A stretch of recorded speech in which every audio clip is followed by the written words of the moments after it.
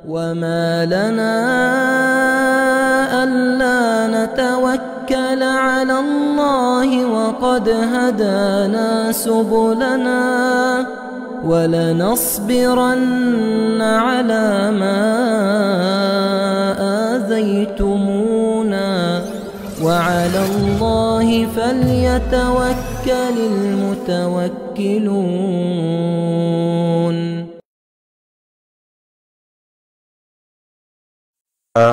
Malam hari ini kita masih diberikan oleh Allah kenikmatan yang tidak terhingga, baik berupa kesehatan, baik kesehatan fisik jasmani kita maupun kesehatan hati kita. Demikian pula nikmat waktu dan kesempatan, nikmat taufik dihadirkannya kita di tempat yang mulia ini sungguh merupakan anugerah yang tidak bisa dinilai dengan apapun. Karena sebagian ulama mengatakan ma ubidallahu bisyai'in afdalu minal ilm. Tidaklah Allah itu diibadahi dengan sesuatu yang lebih mulia daripada ilmu. Jadi bentuk ibadah yang dilakukan oleh seorang hamba kepada Allah yang paling mulia adalah ilmu. Karena sekalipun seseorang itu sudah ikhlas dalam beribadah kepada Allah, tapi kalau tidak didasari dengan ilmu yang benar, maka ibadahnya bisa tertolak. Sehingga kedudukan ilmu itu sangat penting dalam ibadah, bahkan menjadi salah satu dari dua rukun ibadah, ikhlas dan mutaba'ah. Mutaba'ah itu adalah ilmu, mengetahui tuntunan-tuntunan daripada Rasul sallallahu alaihi wasallam. Nah, hadirnya kita di tempat-tempat semacam ini dalam rangka untuk mempelajari, mendalami tuntunan-tuntunan Rasul dalam persoalan-persoalan baik yang terkait dengan akidah, ibadah, akhlak, maupun terkait dengan muamalah. Para jamaah rahimakumullah, pada malam hari ini kita ingin melanjutkan bahasan kita dari buku Misteri Kematian, di mana kita akan membahas subtema tentang tanda-tanda husnul khatimah, tanda-tanda kematian yang baik. Husnul khatimah artinya kematian yang baik, yang tentunya para jamaah rahimakumullah, tidak seorang pun dari kita kecuali pasti berharap kelak kalau kita meninggal dunia, meninggal dalam keadaan husnul khatimah. Tidak ada seorang pun yang bercita-cita ingin meninggalnya su'ul khatimah. Hatta orang yang hari-harinya di dunia ini banyak berbuat dosa dan kemaksiatan sekalipun, kalau ditanya tetap saja inginnya meninggal dalam keadaan husnul khatimah.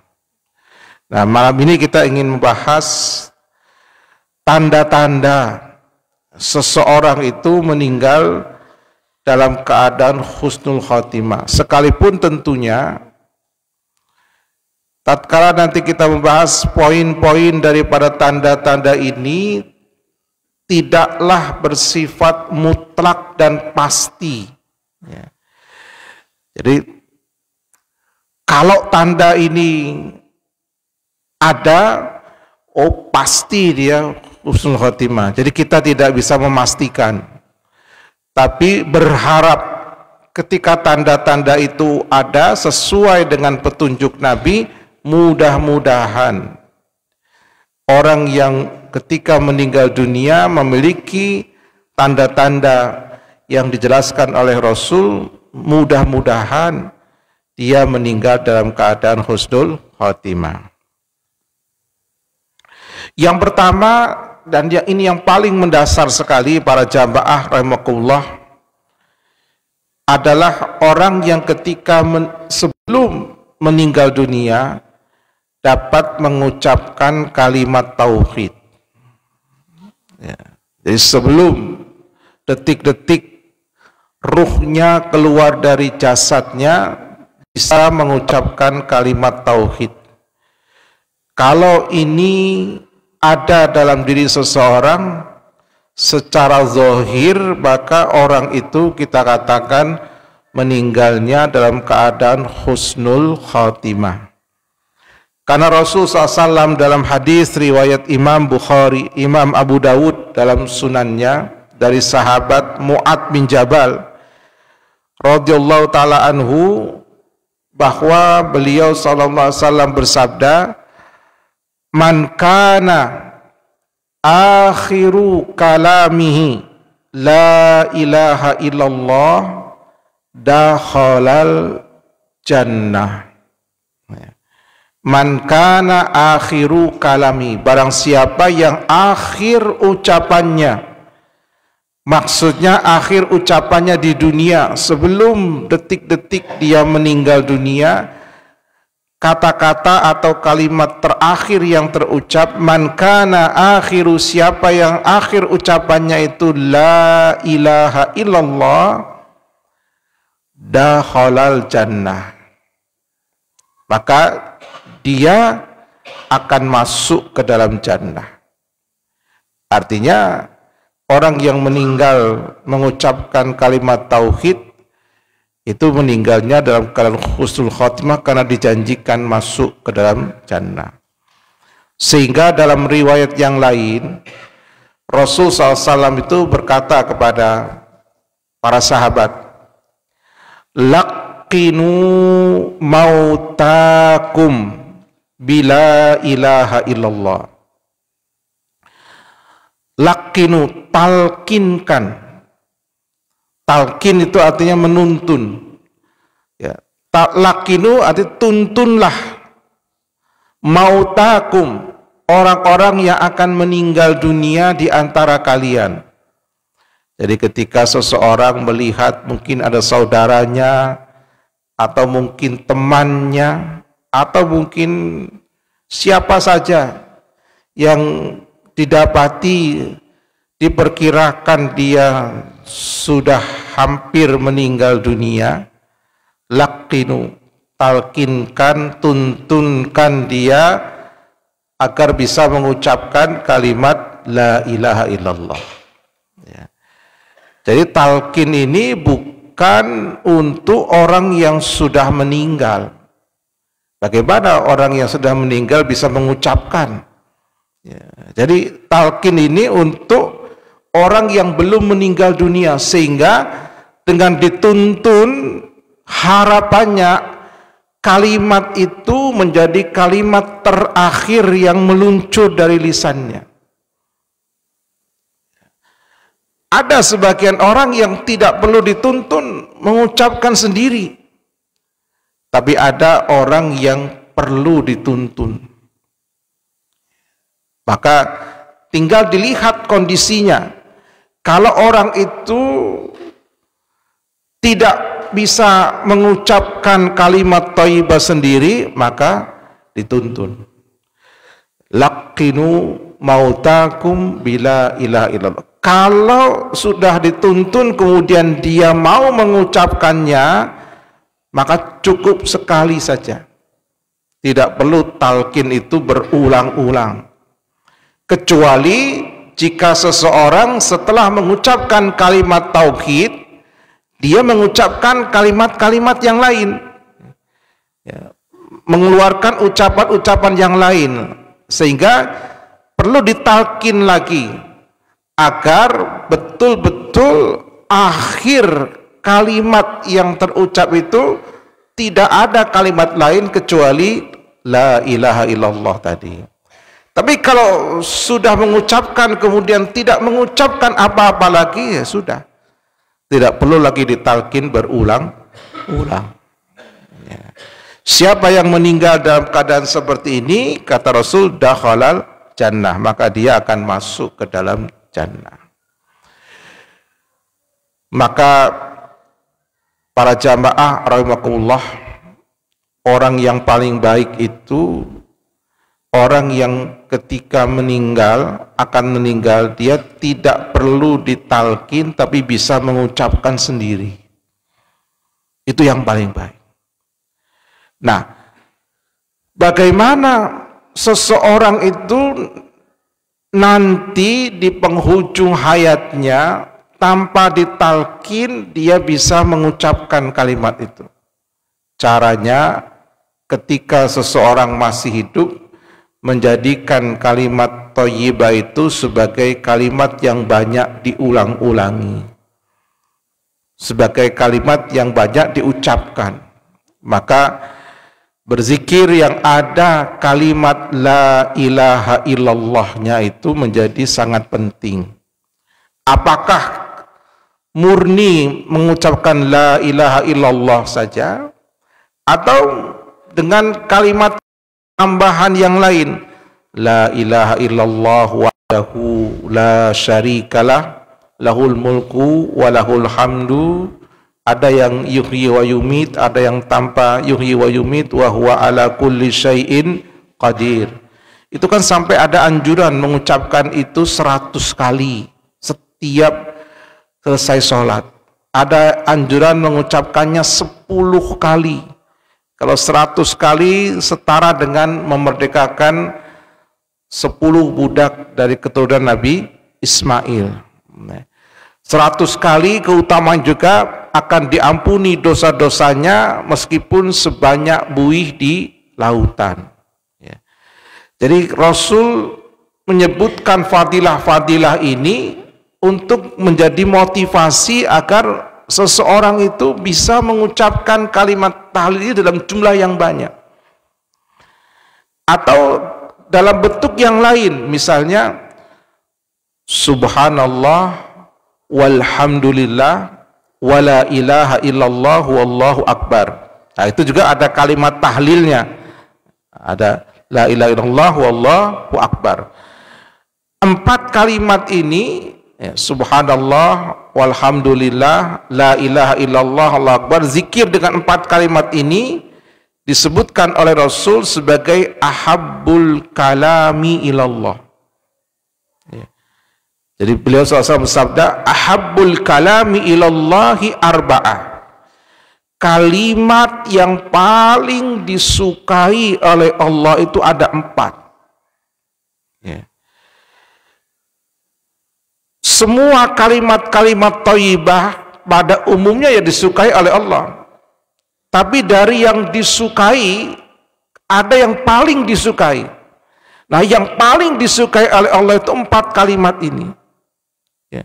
Maka karena 4 kalimat ini kalimat yang paling disukai oleh Allah, diharapkan kita menjadi hambanya yang paling banyak mengulang-ulangi mengucapkan kalimat ini, agar kita menjadi hamba yang disukai oleh Allah karena mengucapkan kalimat yang paling disukai oleh Allah Subhanahu wa ta'ala. Bahkan Rasul SAW bersabda, barang siapa yang mengucapkan kalimat subhanallah walhamdulillah wala ilaha illallah wallahu akbar, dari setiap kalimat ini, karena ini kan ada 4 kalimat, ya, dari setiap kalimat yang diucapkan ini, ya, Allah Subhanahu wa ta'ala akan memberikan untuknya sebuah pohon di surga. Ya. Jadi sebuah pohon di surga. Kalau kalimat tasbih itu lain lagi. Itu pohon yang akan diberikan oleh Allah itu pohon kurma. Ya. Man qala subhanallahil azim wa bihamdih urisat lahu nakhlatun fil jannah. Barang siapa yang mengucapkan subhanallahil azim wa bihamdih, akan ditanamkan untuknya sebuah pohon kurma di surga. Ini sudah spesifik pohonnya pohon kurma. Tapi yang subhanallah walhamdulillah wala ilaha illallah wallahu akbar, untuk setiap kalimatnya kata Rasul, Allah akan memberikan satu pohon di surga. Tidak disebutkan pohon itu pohon apa. Tapi di surga itu para jamaah ada satu pohon namanya pohon tuba. Ya. Tuba. Pohon tuba ini nanti akan dihadiahkan diantaranya pada orang yang ketika di dunia dia banyak beristighfar. Ya. Maka Rasulullah SAW bersabda, tuba liman wajada fi sahifati istighfaran katsira. Sungguh orang yang dalam catatan amalnya dia mendapati banyak istighfar yang diucapkan, dia akan mendapatkan hadiah berupa sebuah pohon namanya pohon tuba. Pohon tuba itu seperti apa? Digambarkan oleh Rasul dalam hadis riwayat Imam Bukhari dan Muslim. Inna fil jannati syajaratan yasirur rakibu tahta dhillihi mi'ata am. Jadi sesungguhnya di surga itu ada sebuah pohon di mana seorang pengendara kuda lewat di bawahnya dari ujung satu ujung daun ke ujung daun yang lain selama 100 tahun itu belum selesai, belum sampai ujungnya, Pak. Ya. Padahal dia naik kuda. Ya, kecepatan kuda itu berapa kilometer per jam? Dia 100 tahun kuda itu dipacu, belum sampai ujung daripada pohon tersebut. Itu besarnya seperti apa? Lah kalau mengucapkan subhanallah walhamdulillah wala ilaha illallah Allahu akbar itu dapat 4 pohon, Pak. Itu sudah sebesar apa? Ini motivasi dari Nabi SAW agar apa? Agar kita banyak mengucapkan kalimat thayyibah tadi. Ada subhanallah, ada alhamdulillah, ada la ilaha illallah, ada Allahu akbar. Siapa yang banyak mengucapkan sesuatu, maka kalimat itu nanti akan keluar dari lisannya di penghujung hayatnya. Makanya ada kesaksian seorang supir ambulan ketika beliau mengevakuasi sebuah kendaraan yang kecelakaan, isinya para pemuda, ya. Sudah berdarah-darah parah sekali, yang berdasarkan analisanya ini tidak akan sampai ke rumah sakit, dia sudah meninggal. Maka ditalkinlah sama beliau ini, para pemuda ini yang sudah tergeletak berdarah-darah itu, ditalkin supaya dia mengucapkan kalimat la ilaha illallah. Ya. Talkinya benar la ilaha illallah, tapi yang keluar dari mulut para pemuda ini lirik-lirik nyanyian, yang ternyata nyanyian itu di tip di mobilnya itu sedang diputar. Nyanyian yang dia dengarkan sehari-hari itulah yang masuk dalam memorinya, dan ketika ditalkin yang keluar kalimat itu, Pak. Na'udzubillah min dzalik.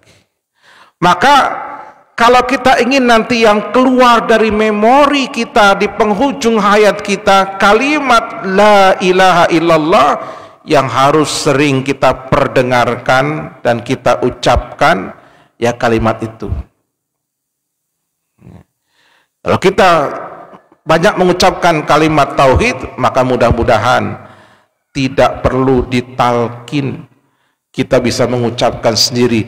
Kalaupun ditalkin, kita lebih mudah untuk mengucapkannya. Tidak seperti yang disaksikan oleh petugas ambulan tadi, talkinnya kalimat tauhid yang keluar lirik-lirik lagu yang biasa dinyanyikan. Maka para ulama mengatakan almar'u mata ala ma'asha alaih. Seseorang itu akan meninggal dunia sesuai dengan apa yang menjadi kebiasaan dalam hidupnya. Orang yang biasa taat, maka mudah-mudahan dia akan meninggal dalam keadaan taat.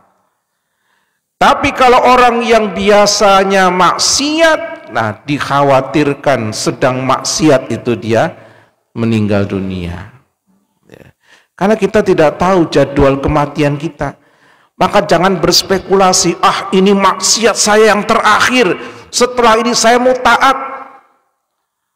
Ya siapa tahu justru ketika maksiat terakhir itulah malaikat maut datang menjemput dan mencabut nyawa kita, sehingga belum sempat taubat, kita meninggal dalam keadaan melakukan kemaksiatan. Na'udzubillah min dzalik. Maka jangan sekali-kali berspekulasi berbuat maksiat, berharap kita masih diberikan umur yang panjang oleh Allah Subhanahu wa ta'ala. Ini yang pertama, meninggal dalam keadaan mengucapkan kalimat thayyibah atau kalimat syahadat. Yang kedua, para jamaah rahimakumullah, ciri orang yang meninggalnya husnul khatimah, meninggal dunia dengan keningnya berkeringat, mengeluarkan keringat. Keningnya itu berkeringat. Ya. Jadi seakan-akan dia panas lah. Gitu. Meskipun di ruangan yang sangat dingin. Jadi ketika ada orang yang meninggal dunia, keluar keringat di keningnya, maka mudah-mudahan itu tanda dia meninggalnya husnul khatimah. Dari sahabat Buraidah bin Al-Hasib radhiyallahu anhu, bahwa Rasul SAW bersabda, mautul mu'min bi'irqil jabin, ya. Kematian seorang yang beriman itu dengan kening yang berkeringat. Jadi kalau ada orang yang meninggal dunia, keningnya itu basah dengan keringat, semoga itu menjadi salah satu tanda orang itu meninggalnya husnul khatimah. Yang ketiga, meninggal pada malam atau pada hari Jumat. Ya, jadi meninggal pada malam atau pada hari Jumat.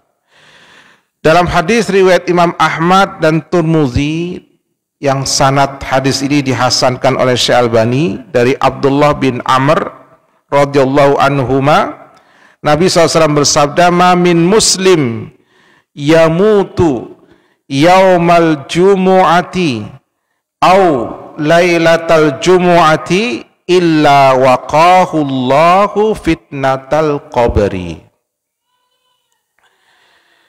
Tidaklah seorang muslim yang meninggal dunia pada hari atau pada malam Jumatnya. Malam Jumat hitungannya dari maghrib, ya, Kamis malam, ya. Jadi Kamis maghribnya, ya. Begitu azan maghrib berarti itu sudah masuk malam Jumat, ya. Sampai nanti Jumat menjelang tenggelamnya matahari. Jadi jika seorang muslim itu meninggal pada malam atau pada hari Jumatnya, maka waqahullahu fitnatal qabri. Allah akan melindunginya dari fitnah kubur. Fitnah kubur ini ada dua maknanya. Yang pertama siksa kubur, yang kedua pertanyaan di alam kubur. Pertanyaan di alam kubur. Jadi orang yang meninggal pada hari Jumat ini, dia akan terbebas dari fitnah kubur dan terbebas dari pertanyaan malaikat di kubur. Tapi seperti yang kami sampaikan di awal, ini tidak bersifat mutlak. Artinya tidak otomatis setiap orang yang meninggal pada malam atau pada hari Jumat dia akan terbebas dari fitnah kubur. Lah kalau meninggalnya overdosis, minum arak, kalau meninggalnya mencuri dipukuli, kalau meninggalnya di ruangan karaoke, ruangannya terbakar, ini meninggalnya meskipun pada hari atau pada malam Jumat, tapi masalahnya sedang melakukan perbuatan maksiat. Jadi sekali lagi ini tidak bersifat mutlak, tidak otomatis. Tetapi kalau orang yang beriman dia tidak sedang berbuat maksiat, ditakdirkan oleh Allah meninggal pada malam atau pada hari Jumat, mudah-mudahan betul-betul dia ini akan mendapatkan karunia sebagaimana yang disampaikan oleh Nabi Sallallahu Alaihi Wasallam ini. Tapi yang namanya kematian kan kita tidak bisa milih-milih. Kita tidak bisa request, saya mau meninggal hari Jumat, itu tidak bisa. Khalid bin Walid saja, yang panglima perang, berharapnya meninggal dunianya itu di medan perang, ketika sedang berperang melawan musuh. Tapi faktanya Allah tidak mewafatkan beliau di medan perang. Padahal panglima perang zaman dulu itu posisinya selalu di depan, paling dekat dengan musuh, sehingga kemungkinan meninggalnya itu sangat besar. Tapi meskipun berdoa meninggal, tapi ya Allah berkehendak lain. Jadi artinya namanya kematian memang rahasia dari Allah. Seseorang tidak tahu kapan, di mana dan bagaimana akan meninggal dunia. Tapi jika ditakdirkan kita menyaksikan ada kerabat kita atau siapapun orang-orang beriman secara umum yang kita lihat dia itu hari-harinya baik, meninggal pada malam dan atau pada hari Jumat, semoga ini tanda beliau meninggal husnul khatimah. Yang keempat, orang yang meninggal yang disebut syahid, sekalipun bukan syahid di medan perang, karena ada bentuk-bentuk kematian yang disebut sebagai syahid atau jamaknya syuhada, tapi bukan karena berperang di medan perang melawan musuh-musuh Islam. Kalau orang-orang yang berperang melawan musuh-musuh Islam dan meninggal dunia, jelas itu secara zahir itu mereka meninggalnya syahid. Para pejuang-pejuang di Gaza, di tepi barat yang sedang berperang melawan Israel misalnya, itu jelas secara zahir ketika mereka terkena bom kemudian meninggal dunia, itu meninggalnya syahid. Secara zahir seperti itu. Tapi ada bentuk-bentuk kematian yang bukan karena berperang tapi dihukumi juga sebagai syahid. Dalam hadis riwayat Bukhari dan Muslim, Nabi SAW bersabda, "Asy-syuhada'u khamsatun." orang-orang yang mati syahid itu ada 5 macam. Yang pertama, al-mat'un, orang yang meninggal dunia karena penyakit taun, penyakit yang sifatnya mewabah. Ada yang mengkategorikan seperti COVID yang lalu itu kategori taun karena mewabah, menyebar dengan cepat dan merenggut banyak nyawa. Ya, wallahu alam. Ya. Yang pasti taun itu bukan nama penyakit tertentu, tapi sifat penyakit yang memang sangat berbahaya dan memakan korban banyak dalam waktu yang singkat. Nah, itu taun. Orang yang meninggal karena taun syahid. Yang kedua, wal mabtun, orang yang meninggal karena sakit di bagian perutnya. Ya, sakit perut, apapun bentuknya, kalau sudah sakit perut maka secara zahir meninggalnya sebagai syuhada. Yang ketiga, wal gharik, meninggal karena tenggelam. Tapi itu tadi, ada pencuri dikejar-kejar masuk sungai tenggelam. Itu bukan syahid, sangit itu Pak, gitu ya. Karena dia mencuri masalahnya. Tapi kalau orang tidak mencuri, misalnya orang berenang seperti biasalah gitu, hari Ahad berenang di laut, digulung ombak, itu syahid. Ya, jadi meninggal karena tenggelam, apakah di laut, di kolam renang, dimanapun, ya, selama dia berenangnya itu tidak dalam rangka berbuat maksiat.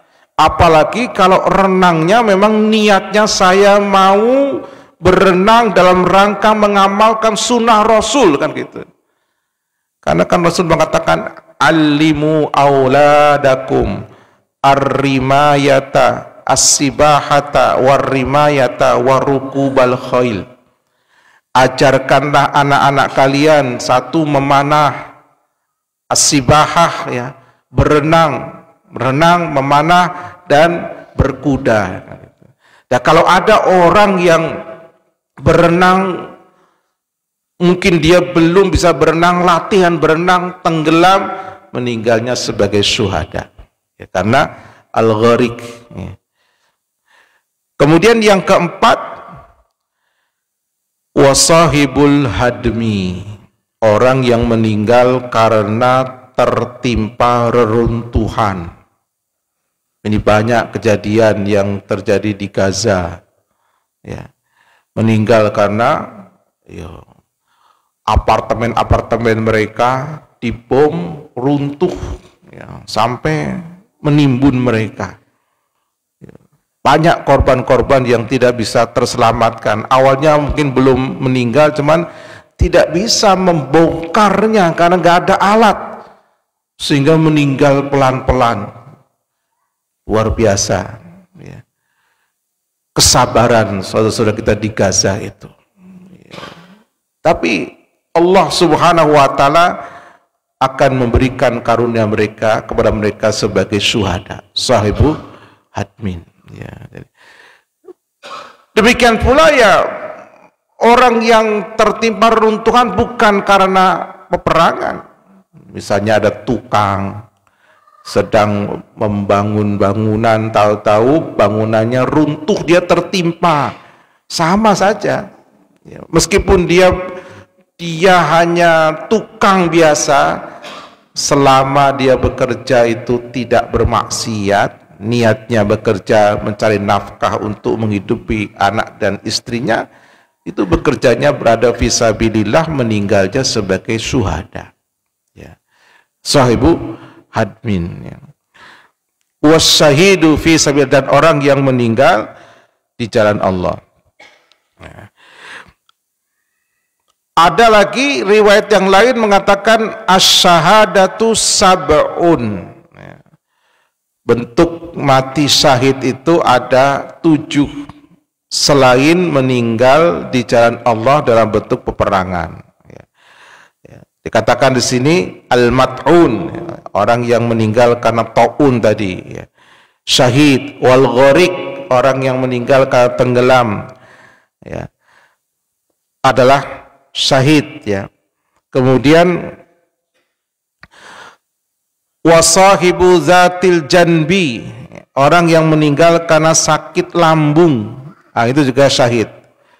Wal mabtun, orang yang meninggal karena sakit perut. Wasahibul hariq, orang yang meninggal karena terbakar, kebakaran. Nah, kebakaran juga ini yang sebabnya apa saja. Apalagi yang di Gaza itu kebakaran sudah kena, sebabnya bukan hanya terbakar biasa, tapi karena dampak dibombardir, yang sampai hari ini tambah brutal orang-orang Israel itu mengebom, karena yang dibom itu bukan lagi bangunan-bangunan, tetapi apa? Tenda-tenda. Coba tenda-tenda dibom. Kalau bangunan saja sampai hancur berkeping-keping, bagaimana tenda? Sehingga keratan-keratan tubuh manusia itu di mana-mana. Bagaimana tidak hancur? Orang bangunan saja hancur. Dan itu berulang-ulang kali, berulang-ulang kali dilakukan oleh Israel terhadap bangsa Palestina, khususnya yang di Gaza. Maka para jamaah rahimakumullah, banyak-banyaklah berdoa untuk saudara kita di Gaza agar diberikan pertolongan oleh Allah, yang meninggal dikategorikan syuhada, yang sakit disembuhkan. Mohon kepada Allah agar diberikan kehancuran bagi bangsa Israel. Setidaknya itu bentuk kepedulian kita kepada mereka. Jangan sampai doa saja tidak. Nanti kita akan ditanya oleh Allah, apa sumbangsihmu untuk membantu saudaramu di Palestina? Kalau kita melakukan doa, setidaknya aku sudah berdoa dan itu yang aku bisa, ya Allah. Kita akan ringan hisab kita di yaumil kiamat. Tapi kalau kita membantu materi tidak, mendoakan tidak, malah membeli produk-produk yang terafiliasi membantu Israel, hisab kita itu nanti akan berat. Nauzubillah min dzalik. Sahibul harik syahid, walladzi yamutu tahtal hadmi tadi, orang yang meninggal karena reruntuhan syahid. Wal mar'atu tamutu bijuma'in syahid, wanita yang mati karena melahirkan. Jadi kalau seorang ibu melahirkan kemudian dia meninggal dunia, jadi ibu yang meninggal dunia saat melahirkan, maka dia meninggal dalam keadaan syahid. Wallahu a'lam bishawab. Ini mungkin para jamaah rahimakumullah beberapa poin yang bisa kita bahas pada kesempatan malam hari ini. Semoga Allah Subhanahu wa taala memberikan kepada kita taufiknya untuk bisa memperbanyak mengingat dan menyebut kalimat-kalimat thayyibah melalui lisan-lisan kita di setiap saat, agar kelak ketika kita meninggal dunia, lisan ini akan dengan mudahnya mengucapkan kalimat-kalimat thayyibah yang dengannya menjadi tanda bahwa kita meninggal husnul khatimah. Kita akhiri majlis kita dengan baca tasbih kafaratul majlis. Subhanakallahumma bihamdika asyhadu an la ilaha illa anta astaghfiruka wa atubu ilaik. Billahi taufik. Wassalamualaikum warahmatullahi wabarakatuh.